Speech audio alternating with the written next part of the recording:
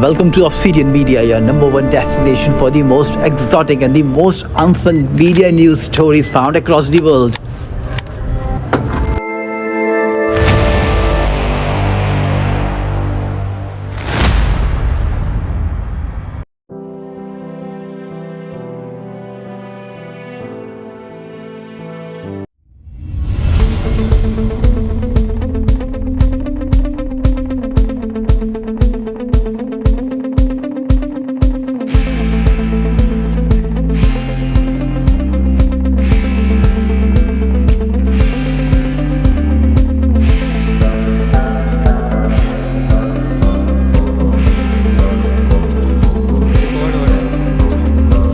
Hello, good morning, friends. Good morning, everyone. Today we are going to make a video about a Hungarian filmmaker. His name is Béla Tarr. You must have heard about him. I read about him in an interview where he told what he likes about filmmaking and what he didn't like. So, in an interview, he actually disclosed that he never wanted to become a film director, but how circumstances changed and he became one. Uh, if you have seen his films, like there's something quite unusual and quite discreet about how he used to shoot his films. Like when he was 16 years old, like he directed his first film. Like when he was shooting and directing his films, he wanted to change the world through his film, through his narratives. As he turned 22, he began to understand that just with one film he cannot change the world, but he believed that since his film is part of the world, then through his film he is able to change a certain fragment of the world.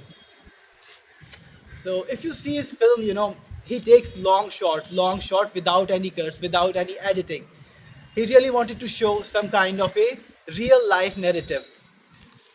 In his lifetime, like he grew up watching movies which were quite fake, which were very superficial, which were very far away from the real life. So he decided that he's going to make movies which really touch the real fabric of life, like how the life is, the day-to-day life of every common man around the world. So during his video shooting and during his filmmaking and his cinematography and his direction, he just wanted to show people the real aspects of life. And there are many things like which the modern people, they are not going to understand about his cinema, because his way of teaching, his way of actually showing people was about showing through the long shots about how the day-to-day life procedure goes on. So sometimes it becomes quite monotonous, but that's what he really wanted to show. Like if you have seen his film, like one of his film which is known by the name of, I think, Turin Horse, something like that. If I'm wrong, then please accept it as an apology if I make this mistake of taking the name of his film wrong. But in that scene, there was a quite long sequence where there was an old man living with his daughter, and then he had to eat. He was eating a potato, like he was feeling very hungry, and then he decided to eat the potato just with his bare hands, like how he peeled every part of the potato and then he began to eat by mashing it up with his hands. So you can see that all the details, like for him, for Béla Tarr, like it was very important for him that the entire his film was that he, as a filmmaker, he was not concerned about the subject or the people who are in the film. He was concerned about every single pixel that was actually making the video, that was actually concerned with every single pixel that was coming as a part of a frame. So if you look at his videos very closely, you will observe that like he was more inclined towards storytelling.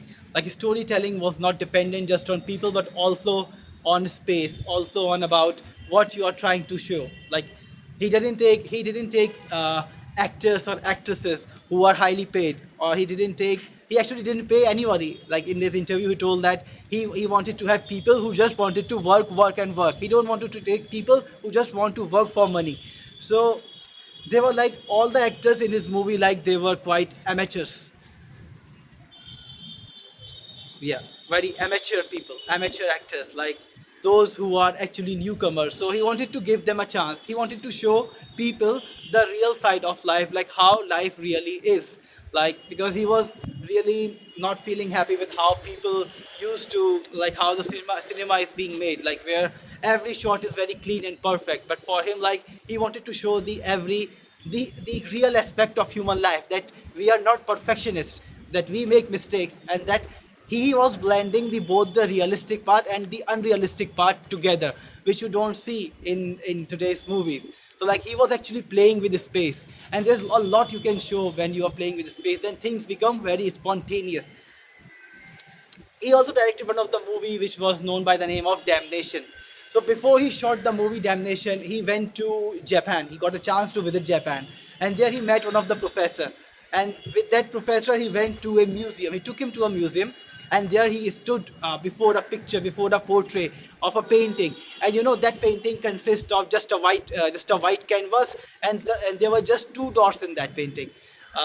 The Japanese professor said to him that you people invest like they're coming with a kind of a materialistic kind of a mindset. So he said that since you people, you will see only two dots in the painting, but he says that people like in the eastern side or in the Japanese side, they said that for us the story does not consist of these two dots. It is about the entire white sheet.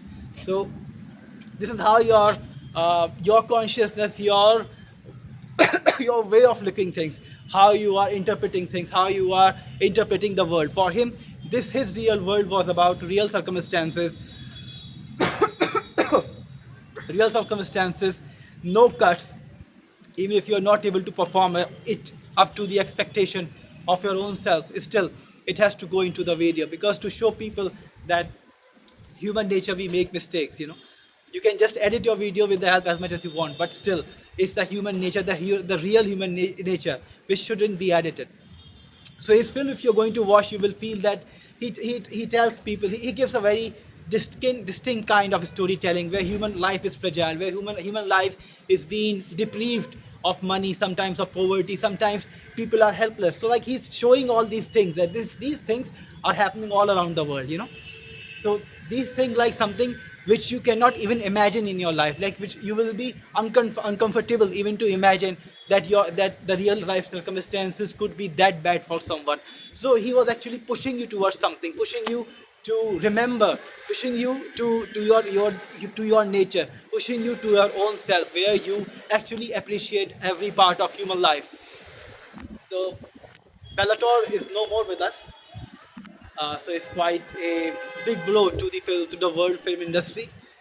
And one of the biggest blow came to me that we didn't know much about him. Like if I hadn't researched about film and all these things, then I wouldn't have known about such a great personality. Like he was trying to do things as he liked to do, not in getting influenced by the people, not getting influenced by the circumstances. So like not many people can trade that path. Like all of us, I think in our life, we are actually influenced, or we try to lead our path, lead our life by setting other people as an example, or by getting distracted by social media and all these things.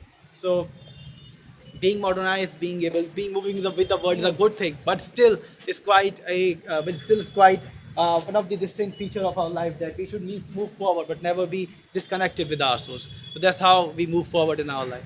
Thank you.